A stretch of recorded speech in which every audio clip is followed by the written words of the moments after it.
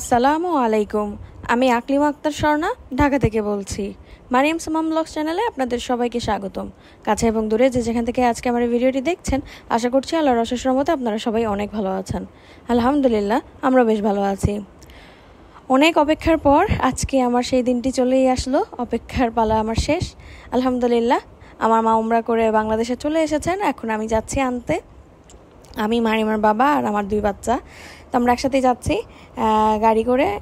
রাস্তায় প্রচণ্ড জ্যাম, বের হতে হতে অনেক দেরি হয়ে গিয়েছে। মায়ের আসার কথা ছিল 12:30 বাজে দুপুর। আর আমি আসলে প্লেন লাইভ দেখছিলাম আর কি, যে প্লেন কতক্ষণে ল্যান্ড করবে আর কি। তো আমি মাকে বলে রেখেছিলাম আগে থেকে যে মা, প্লেন ল্যান্ড করবে, তুমি বাংলাদেশের মাটিতে নামবে, তারপরে আমরা বের হব। যেহেতু বনশ্রী থেকে আসলে এয়ারপোর্ট যেতে খুব একটা বেশি সময় লাগে না, সর্বোচ্চ গেলে জ্যাম না থাকলে একদম খোলা রাস্তা হলে 20-25 মিনিটের মধ্যেই চলে যাওয়া যায়। তো এর জন্যই আর কি আমি চাচ্ছিলাম না এয়ারপোর্টে ওয়েট করতে, যেহেতু আমার সাথে 2টা বাচ্চা আছে। এর আগে এরকম হয়েছে, কানাডা থেকে মা আব্বুকে আনতে গিয়ে আমাদেরকে অনেকক্ষণ অপেক্ষা করা লাগে। তো এর জন্যই আর কি তাড়াহুড়া করছিলাম। তো যাই হোক, আমি আল্লাহর কাছে বারবার শুকরিয়া করছিলাম যে আমার মা সহি সালামতে সুন্দর মতো উমরা করে চলে আসছে আমাদের কাছে।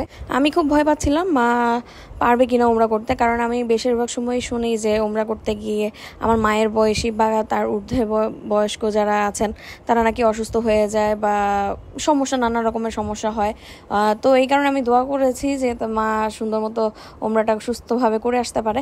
আলহামদুলিল্লাহ, আমার মায়ের আসলে হুইল চেয়ারও লাগে নাই, নিজের পায়ে শক্তভাবে সে উমরা নিজে করে আসতে পারছে। আর সাথে করে আমার আন্টিরও আল্লাহ জোর দিয়েছে। আমার বড় আন্টি অসুস্থ অবস্থায় গিয়েছিল, আলহামদুলিল্লাহ উনিও একদম নিজের পায়ে সুন্দর মতো উমরাটা করতে পেরেছে। তো যাই হোক, এখন হচ্ছে গিয়ে জমজম কূপের পানি খাচ্ছি, বাসায় চলে আসছি মাকে নিয়ে। মা আরও আগে ল্যান্ড করে ফেলে, আমাদের যেতে যেতে দেরি হয়ে যায়। তো যাই হোক, মা ওয়েট করেছে, মায়ের কোনো অসুবিধা হয়নি আলহামদুলিল্লাহ। তো এই যে ইব্রাহিমকে এখন জমজম কূপের পানি খাওয়ানো হচ্ছে। জমজম কূপের পানিটা খেয়ে মনে হলো যে একদম পুরো আত্মাটা শান্তি হয়ে গেল, ঠান্ডা হয়ে গেল।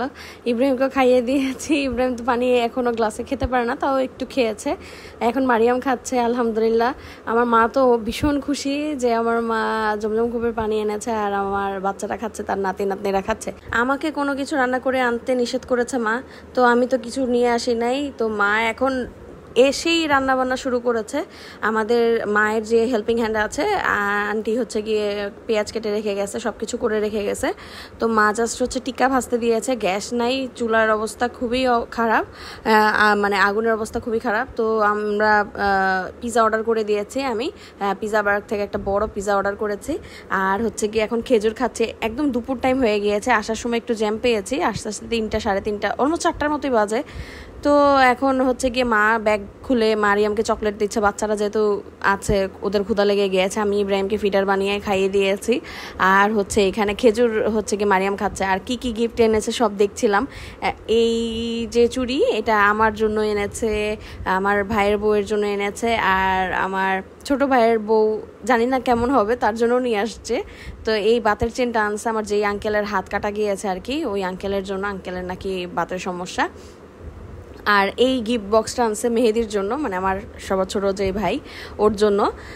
ওর জন্য স্পেশাল, এটা একদমই স্পেশাল। এটা আমাদের আর কারোর জন্য আনে নাই, জাস্ট এই একটাই এনেছে ওর জন্য। তো অনেক খুশি হয়েছে দেখে। এখানে 2 ধরনেরই তবজি আছে, একটা ওর ওয়াইফের জন্য আর একটা ওর জন্য। আর আতরটা ওর, আর হচ্ছে গিয়ে কি রিংটাও ওর। তো যাই হোক, ভিডিওটা অনেক আগের, এত দেরি করে শেয়ার করছি। আই হোপ যে আপনারা বুঝবেন। জানি না এখন আপনি আমার ভিডিওটি দেখছেন কিনা। যদি ভিডিওটি দেখে থাকেন আর ভিডিওটা যদি একটু হলেও ভালো লেগে থাকে, তাহলে প্লিজ ভিডিওটিতে একটি লাইক দিতে ভুলবেন না। আপনি যদি আমার চ্যানেলে নতুন হয়ে থাকেন আর এখনও যদি আমার চ্যানেলটি সাবস্ক্রাইব না করে থাকেন, তাহলে অনুরোধ রইল প্লিজ আমার চ্যানেলটি সাবস্ক্রাইব করে দিবেন। আপনি চাইলে আমাকে ফেসবুক এবং ইনস্টাগ্রামে ফলো করতে পারেন। আর এই সব কিছু যদি অলরেডি করে থেকে থাকেন, আপনাকে জানাচ্ছি অসংখ্য ধন্যবাদ। ইব্রাহিমের জন্য মাথার স্কার্ফ এনেছে, ওই যে সৌদিয়ানরা যে পরে। আর এই যে পিৎজা বার্গের পিৎজা চলে আসছে, একদম গরম গরম খেয়েও ফেলেছি আমরা। তো যাই হোক, মানে এত ক্ষুধার্ত ছিলাম যে আমরা তাড়াহুড়া করে খেয়ে নিয়েছি। তো এই 2 স্লাইস আর খেতে পারি নাই। এত বড় পিৎজা আসলে আমাদের পক্ষে খাওয়া এত বেশি সম্ভব না। তো যাই হোক, পিৎজা রেখে দিয়েছি, রাতে আমি খেয়ে নিব। তো এই যে মা ব্যাগে থেকে একটার পর একটা জিনিস বের করতেছে, আর সব কিছু বেশিরভাগ জিনিস আমার বাচ্চাদের জন্য এনেছে। আমি জানি না কেন আসলে আমার মা আব্বু আমার বাসার সবাই আমার 2 বাচ্চাকে এত বেশি ভালোবাসা আর পছন্দ করে। তো যাই হোক, কাঁচা খেজুর যে দেখতে পাচ্ছেন, আমি এত বেশি কাঁচা খেজুর পছন্দ করি, নর্মাল খেজুরের চাইতে না আমি কাঁচা খেজুর বেশি পছন্দ করি। আমার খালাতো ভাই সৌদি আরব থেকে যখন প্রথম আসে তখন কাঁচা খেজুর এনে আমাদেরকে খাইয়েছিল, ওটা সাদা টাইপের বড়ইয়ের মতো ছিল, এত মজা। তো তারপর থেকে আমি কাঁচা খেজুরের ফ্যান। তো বাংলাদেশে তো নর্মালি খুব একটা পাওয়া যায় না, তো মা এর জন্য আমার জন্য এত বড় বক্স 2 বক্স নিয়ে আসছে, সবাইকেও দিয়েছে, সাথে করে আমি তো খেয়েছি। আর এই হচ্ছে গিয়ে যে আমাদের গিফট মেহেদির ওয়াইফের জন্য, জানি না কেমন হবে, তারপরেও হিজাব পরবে কিনা সেটাও জানি না, তারপরেও হিজাব পিন নিয়ে আসছে মা ওর ওয়াইফের জন্য। তারপরে হচ্ছে আমার যে ভাইয়ের বউ আছে ওর জন্য, আর আমার জন্য মা সব কিছু 3টা করে কিনেছে আমাদের 3 ভাই বোনের জন্য, যাতে করে আসলে আমাদের কারো যাতে মন খারাপ না হয়। মেইনলি ব্যাপারটা হচ্ছে এরকম। বাচ্চাদের জন্য ইভেন হচ্ছে গিয়ে মারিয়ামের জন্য বোরকা এনেছে, কিন্তু আমার ভাইয়ের বাচ্চাদের জন্য বোরকা আনে নাই, কারণ একটা আনছে আর কি এক্সট্রা। তো যাই হোক, আর হচ্ছে গিয়ে তুব আর কি, ইব্রাহিমের জন্য তুব এনেছে, তো তুব 3টা এনেছে। আমার 2 ভাইয়ের বাচ্চাদের জন্য 2টা রেখেছি, আর আমার ইব্রাহিমের জন্য একটা। তো এই হচ্ছে অবস্থা। এখন হচ্ছে গিয়ে রাতের বেলা মা আমাকে পাঠিয়েছে গিফটগুলো আমার চাচাদের বাসায় দিয়ে আসার জন্য। তো এই যে জায়নামাজ, তবজি, আর হচ্ছে গিয়ে খেজুর, এগুলো, আর জমজমের পানি, এগুলো নিয়ে তারপরে উপরে গিয়েছি সবার বাসায় দিয়ে, তারপর বাসায় চলে আসছি। বাইরে থেকে খাবার অর্ডার করেছি খাওয়ার জন্য, প্রচণ্ড ক্ষুধা লেগেছে, আর মা বলতেছিল বাইরে থেকে খাবার অর্ডার করার জন্য। তো এই যে পছন্দ মতো ইচ্ছা মতো অর্ডার করেছি। মানুষ আমরা খাবো মাত্র 2 জন, আব্বু খেয়ে নিয়েছে, জাস্ট আমি আর মা খাবো, আর মারিয়াম। তো এত খাবার অর্ডার করে দিয়েছে, মা তো বকাবকি শুরু করে দিয়েছে যে কেন এত মানে কিছু অর্ডার করেছি।